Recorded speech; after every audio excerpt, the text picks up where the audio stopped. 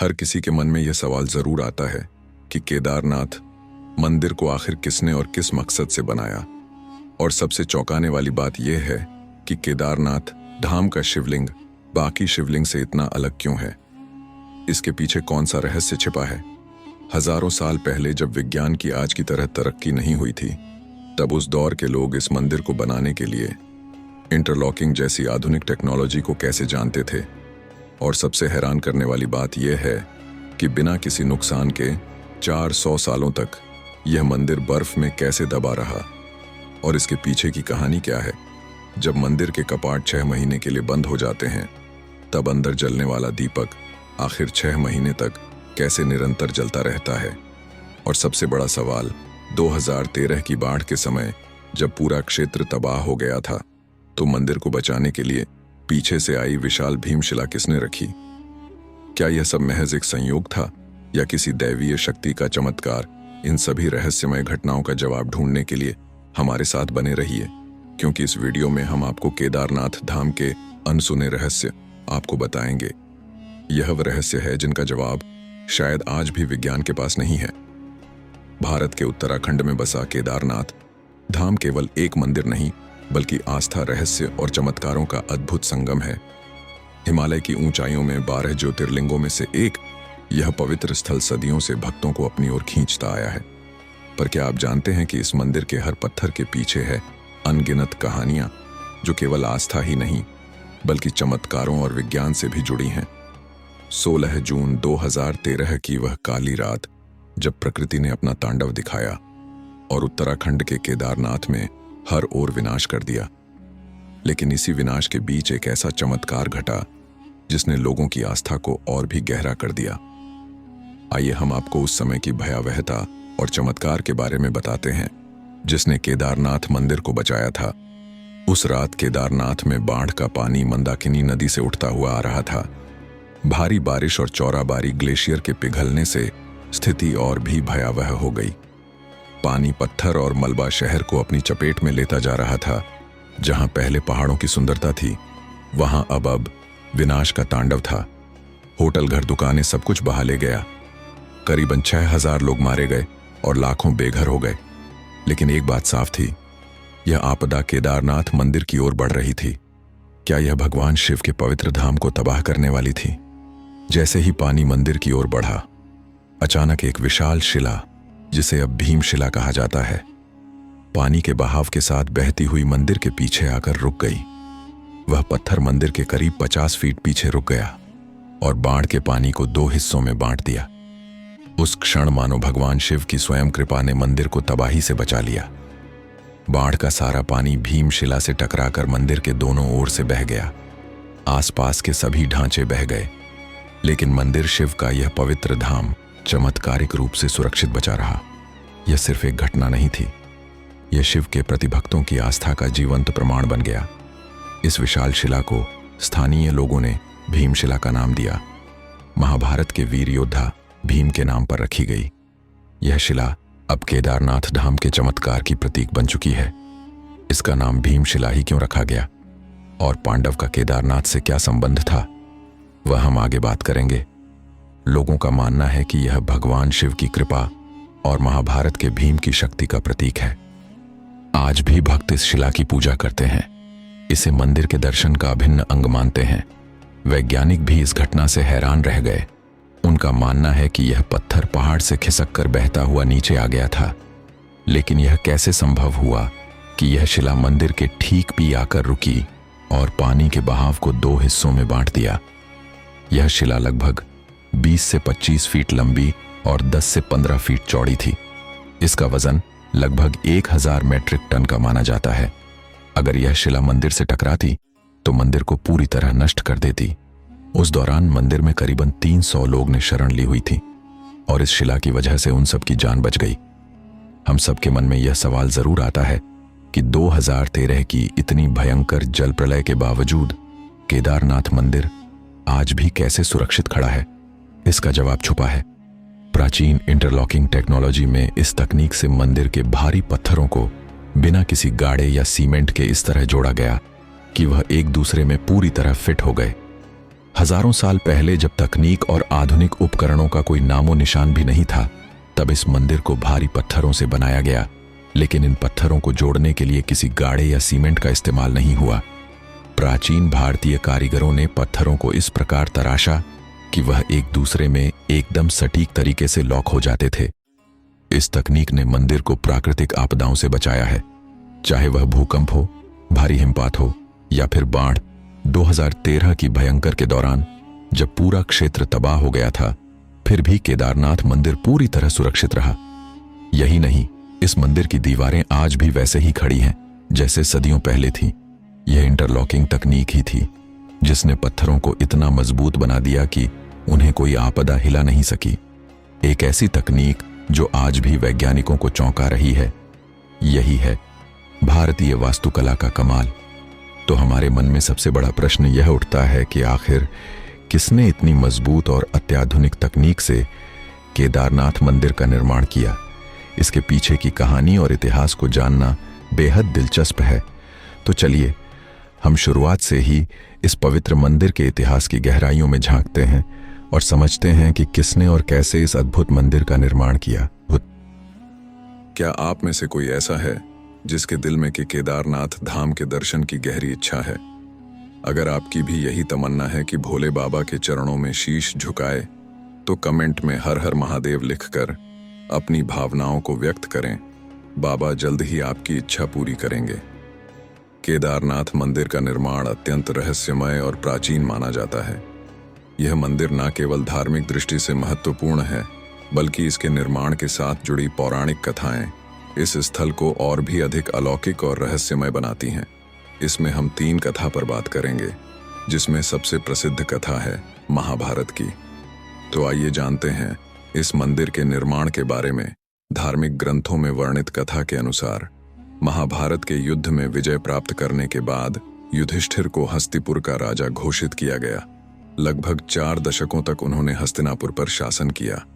एक दिन पांडव भगवान श्री कृष्ण के साथ बैठकर महाभारत युद्ध की समीक्षा कर रहे थे। उस समय पांडवों ने श्री कृष्ण से कहा, हे नारायण, हम भाइयों पर अपने बंधु बांधव और गुरुजनों की हत्या का कलंक है। इस कलंक को कैसे मिटाया जाए? श्री कृष्ण ने उत्तर दिया, भले ही तुमने युद्ध में विजय प्राप्त की हो, लेकिन तुमने अपने बंधु बांधव का वध किया है और इसके कारण तुम पाप के भागी बने हो। इन पापों से मुक्ति सिर्फ महादेव ही दिला सकते हैं। इसलिए अब समय आ गया है कि तुम महादेव की शरण में जाओ। इसके बाद श्री कृष्ण द्वारका लौट गए और पांडव पापों से मुक्ति के लिए चिंतित रहने लगे। उसी दौरान पांडवों को खबर मिली कि भगवान श्री कृष्ण ने अपना देह त्याग दिया है। इस दुखद समाचार ने पांडवों को झकझोर दिया। अब जब उनके सदा के सहायक कृष्ण भी नहीं रहे, पांडवों ने अपने राज्य परीक्षित को सौंप दिया और द्रौपदी सहित भगवान शिव की तलाश में निकल पड़े। सबसे पहले पांडव काशी पहुंचे, लेकिन वहां भोलेनाथ के दर्शन नहीं हुए। वे कई अन्य स्थानों पर भी गए, परंतु जहां भी पांडव पहुंचते, शिवजी वहां से चले जाते। इस खोज में वे एक दिन हिमालय तक आ पहुंचे।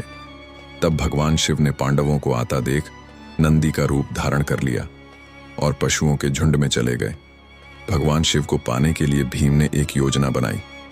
उन्होंने विशाल रूप धारण कर अपने पैर केदार पर्वत के दोनों ओर फैला दिए, ताकि कोई भी पशु उनके पैरों के बीच से निकल सके। लेकिन नंदी रूपी भगवान शिव ने ऐसा नहीं किया। तभी भीम ने नंदी को पहचान लिया और पकड़ने का प्रयास किया, लेकिन शिवजी धरती में समाने लगे। भीम ने उनका पिछला हिस्सा पकड़ लिया। भगवान शिव पांडवों की भक्ति से प्रसन्न हुए और उन्हें दर्शन देकर उनके पापों से मुक्त कर दिया। तभी से भगवान शिव यहाँ नंदी की पीठ के रूप में पूजे जाते हैं। इसी वजह से केदारनाथ का शिवलिंग बाकी शिवलिंग से अलग है। ऐसा कहा जाता है कि जब भगवान शिव ने पांडवों को उनके पापों से मुक्त किया और उनका प्रायश्चित स्वीकार किया, तब पांडवों ने केदारनाथ मंदिर का निर्माण करवाया। यह भी कहा जाता है कि भगवान शिव का शरीर पृथ्वी के अलग अलग हिस्सों में प्रकट हुआ, जिससे पंच केदार की उत्पत्ति हुई।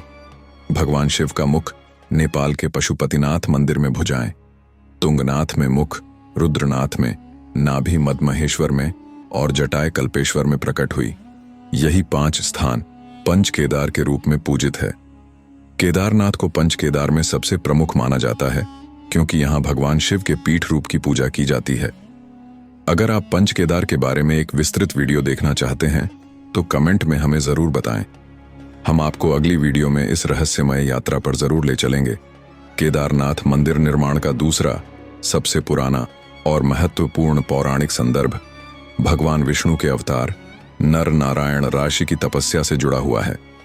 शिव पुराण की कोटि रुद्र संहिता में उल्लेख है कि बद्रीवन में भगवान विष्णु के अवतार नर नारायण पार्थिव शिवलिंग बनाकर उनकी पूजा करते थे।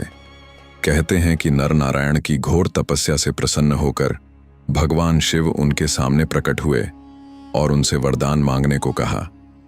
नर नारायण ने भगवान शिव से प्रार्थना की कि वे इस पवित्र स्थान पर सदैव ज्योतिर्लिंग के रूप में निवास करें ताकि सभी भक्त उन्हें साक्षात देख सकें। भगवान शिव ने यह वरदान स्वीकार किया और तब से यहां उनकी पूजा ज्योतिर्लिंग के रूप में होती है। इस कथा के अनुसार केदारनाथ का ज्योतिर्लिंग भगवान शिव का एक महत्वपूर्ण रूप है जो नर नारायण की तपस के कारण स्थापित हुआ।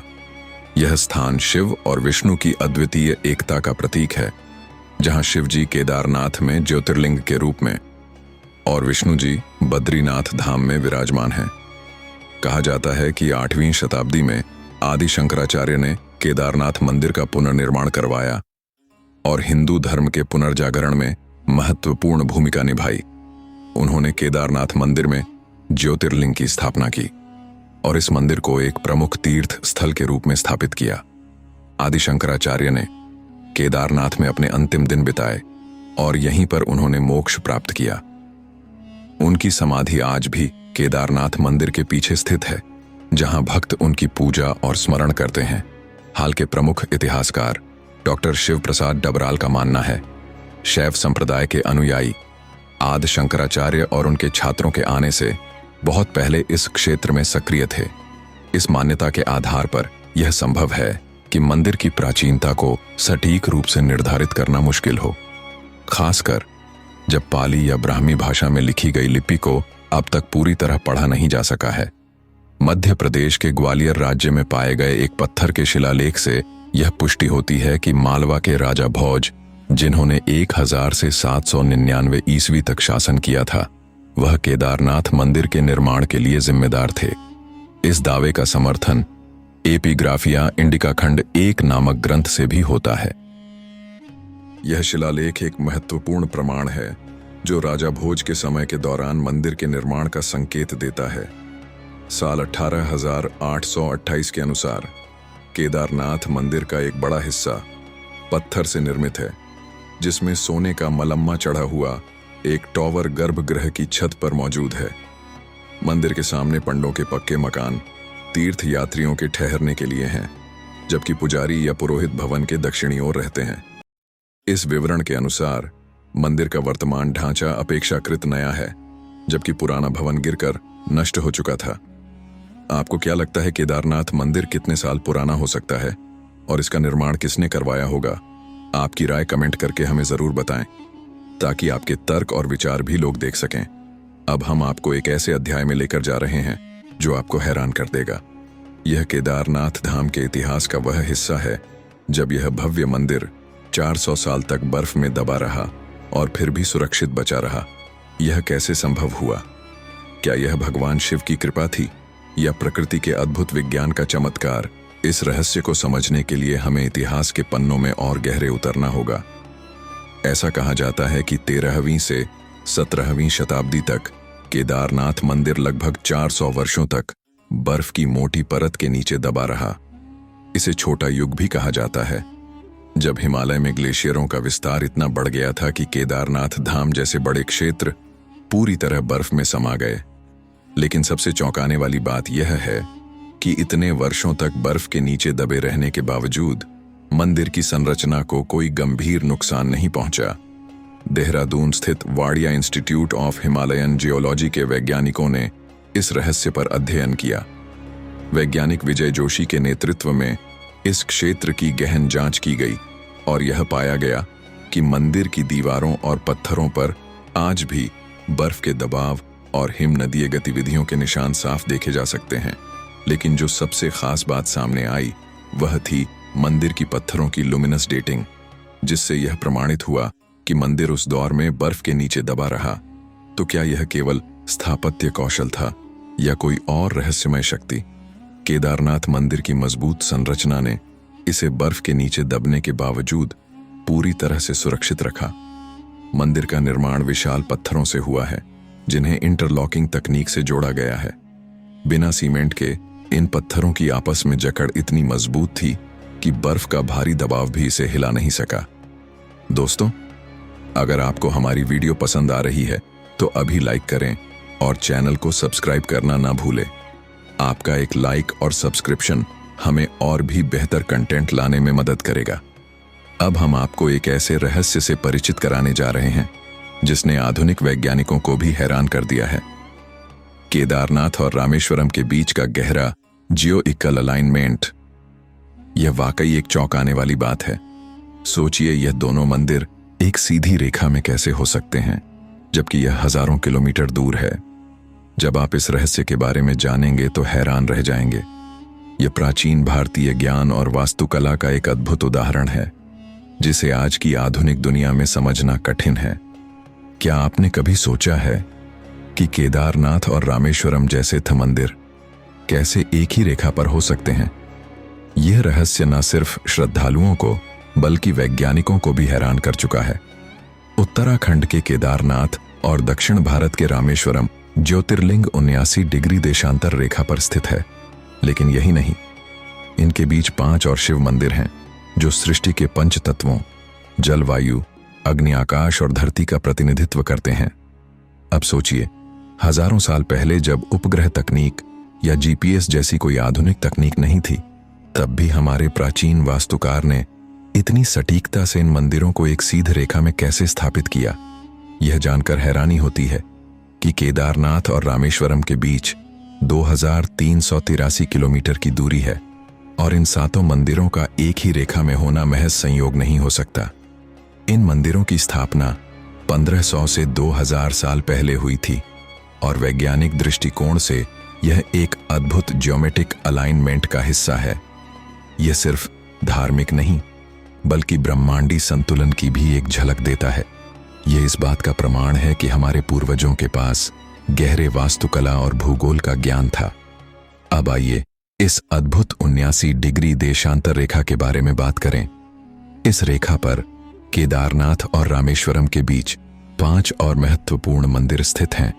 कालेश्वर श्री कालाहस्ती, एकम्बरेश्वर अरुणाचलेश्वर और चिदंबरम मंदिर। यह सोचने पर मजबूर कर देता है कि कैसे प्राचीन वास्तुकार ने बिना किसी आधुनिक तकनीक के यह सब किया। उज्जैन के महर्षि पाणिनि संस्कृत विश्वविद्यालय के प्रोफेसर डॉक्टर उपेंद्र भार्गव का भी यही कहना है। यह तथ्य सही कि यह मंदिर 79 डिग्री देशांतर पर स्थित है। हालांकि इनकी स्थापना अलग अलग समय पर हुई, इसलिए यह कहना कठिन है कि इन्हें किसी विशेष जियोमेट्रिकल अलाइनमेंट के तहत बनाया गया था। लेकिन एक बात निश्चित है, इन मंदिरों की स्थापना में अक्षांश और देशांतर का पूरा ध्यान रखा गया था और वास्तु सिद्धांतों का सटीक पालन किया गया है। यह रहस्य आज भी बना हुआ है, जो हम प्राचीन भारतीय ज्ञान और विज्ञान की गहराई से रूबरू कराता है। ऐसे में क्या आप भी सोच रहे हैं कि यह सब कैसे संभव हुआ? क्या यह महज संयोग है या प्राचीन ज्ञान का कोई अदृश्य सूत्र? यह सवाल हम सभी को सोचने पर मजबूर करता है।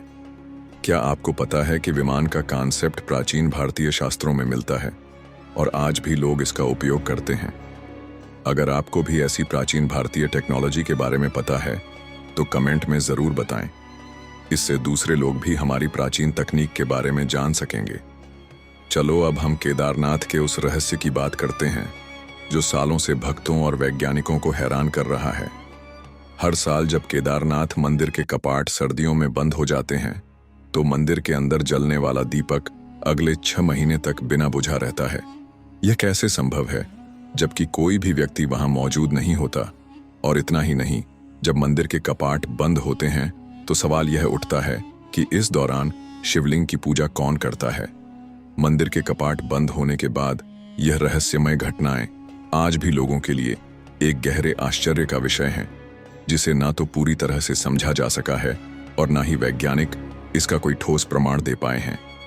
हर साल सर्दियों में भाई दूज के बाद जब बर्फ की सफेद चादर हिमालय पर फैल जाती है और इंसानों की पहुंच इस ऊंचाई तक नामुमकिन हो जाती है, तब केदारनाथ के कपाट बंद कर दिए जाते हैं। करीब 6 महीने तक यह मंदिर बंद रहता है। पौराणिक कथाओं के अनुसार जब सर्दियों के दौरान केदारनाथ मंदिर के कपाट बंद होते हैं, तब देवता और गंधर्व यहां आकर भगवान शिव की पूजा करते हैं। यह माना जाता है कि जब मंदिर में आम लोगों की पूजा बंद हो जाती है, तब भगवान शिव देवताओं और गंधर्व के साथ यहां निवास करते हैं। जब मंदिर के कपाट बंद किए जाते हैं, तब मंदिर के अंदर एक दीपक जलाया जाता है। यह दीपक बिना किसी देखरेख के पूरे 6 महीने तक अविरत जलता रहता है, और जब कपाट फिर से खोले जाते हैं, तब यह दीपक जलता हुआ मिलता है, जैसे मानो उस जगह पर शिव की दिव्यता कभी भी नहीं बुझती। क्या यह सच में किसी चमत्कार से कम है? एक ऐसा दीपक जो इंसानों की अनुपस्थिति में भी लगातार जलता रहता है, और वह भी महीनों तक। इस रहस्यमय घटना ने भक्तों के दिलों में गहरा विश्वास पैदा किया है। यह इस बात का प्रमाण है कि भगवान शिव की स्थिति यहाँ हर समय बनी रहती है, और जब इंसान दूर होते हैं तब भी यह धाम खाली नहीं होता, क्योंकि देवताओं का आगमन होता है। वैज्ञानिक दृष्टिकोण से 6 महीने तक जलने वाला दीपक और मंदिर की स्वच्छता अभी भी एक रहस्य है। कैसे संभव है कि इतने लंबे समय तक कोई दीपक बिना किसी बाहरी मदद के जलता रहे और कपाट खुलने के बाद मंदिर की सफाई और व्यवस्था ज्यों की त्यों मिलती है, मानो कोई वहां नियमित पूजा करता रहा हो। वैज्ञानिक अभी भी इस घटना को पूरी तरह से समझने में असमर्थ है। कपाट बंद होने के दौरान भगवान शिव की प्रतिमा और मंदिर से जुड़े धार्मिक प्रतीक, जिन्हें दंडी कहा जाता है, को विशेष सम्मान के साथ खीमठ ले जाया जाता है। खीमठ उत्तराखंड का एक पवित्र स्थल है, जहां भगवान केदारनाथ के विग्रह को सर्दियों के दौरान सुरक्षित रखा जाता है। वहां भगवान शिव की पूजा 6 महीने तक नियमित रूप से जारी रहती है। खीमठ वह स्थान है जहां मंदाकिनी और अलकनंदा नदियां मिलती हैं, और इसे केदारनाथ के शीतकालीन धाम के रूप में जाना जाता है। मंदिर के मुख्य पुजारी और अन्य पुरोहित सम्मान भगवान शिव की प्रतिमा को लेकर पहाड़ के नीचे ऊखी मट जाते हैं। यह प्रक्रिया विशेष मंत्रोच्चारण और अनुष्ठानों के साथ की जाती है। केदारनाथ मंदिर की पूजा व्यवस्था बहुत ही विशेष और प्राचीन परंपराओं से जुड़ी हुई है। इस मंदिर में पूजा का संचालन विशेष रूप से कर्नाटक के वीराशैव जंगम समुदाय के पुजारियों द्वारा किया जाता है, जिन्हें रावल कहा जाता है। रावल पुजारी यहाँ के मुख्य पुजारी होते हैं और भगवान शिव के सभी अनुष्ठानों का संचालन करते हैं। यह परंपरा सदियों पुरानी और पीढ़ी दर पीढ़ी चली आ रही है। रावल पुजारी कर्नाटक के इसी समुदाय से चुने जाते हैं और उनके परिवार के लोग ही इस विशेष भूमिका को निभाते हैं। खास बात यह है कि केदारनाथ मंदिर के सभी प्रमुख अनुष्ठान कन्नड़ भाषा में ही संपन्न होते हैं। यह परंपरा प्राचीन काल से चली आ रही है और आज भी इसका पूरी श्रद्धा और विधि से पालन किया जाता है। पुराणों में एक और रहस्य बताया गया है कि एक दिन केदारनाथ और बद्रीनाथ लुप्त हो जाएंगे। माना जाता है कि जब नर और नारायण पर्वत आपस में मिल जाएंगे, तब इन दोनों धामों का मार्ग पूरी तरह बंद हो जाएगा और भक्त इन धामों के दर्शन नहीं कर पाएंगे। इसके बाद भविष्य में भविष्य बद्री और भविष्य केदार नामक नए तीर्थ स्थलों का उद्गम होगा। यह भविष्यवाणी हिंदू धर्म ग्रंथों में वर्णित है और इसे एक दिव्य संकेत के रूप में देखा जाता है। धार्मिक मान्यताओं के अनुसार यह घटना आने वाले युगों में घटित होगी और इससे भक्तों को नए तीर्थ स्थलों के दर्शन करने का अवसर मिलेगा। तो यह था केदारनाथ मंदिर का वह रहस्य, भीमशिला का चमत्कार, मंदिर का अलौकिक निर्माण, 400 साल तक बर्फ में दबे रहना, देवताओं और गंधर्व की पूजा, 6 महीने तक अविर जलने वाला दीपक और भक्तों की अटूट आस्था। यह सब सिर्फ एक धार्मिक कथा नहीं है, बल्कि उस अलौकिक शक्ति का प्रतीक है जो भगवान शिव के इस पवित्र धाम को अनंत काल तक पावन बनाए रखती है। यह मंदिर हमें एक और वैज्ञानिक रहस्यों से हैरान करता है, तो दूसरी ओर हमारी आस्था को और भी मजबूत बनाता है। अगर आपको यह वीडियो पसंद आई हो तो हमें कमेंट में अपना फीडबैक जरूर बताएं, और अगर आपने चैनल को अभी तक सब्सक्राइब नहीं किया है तो जल्दी से कर लीजिए ताकि ऐसी ही रोचक और रहस्यमय वीडियो आपको मिलती रहे। मिलते हैं अगली वीडियो में, तब तक के लिए धन्यवाद। जय हिंद, जय भारत, हर हर महादेव।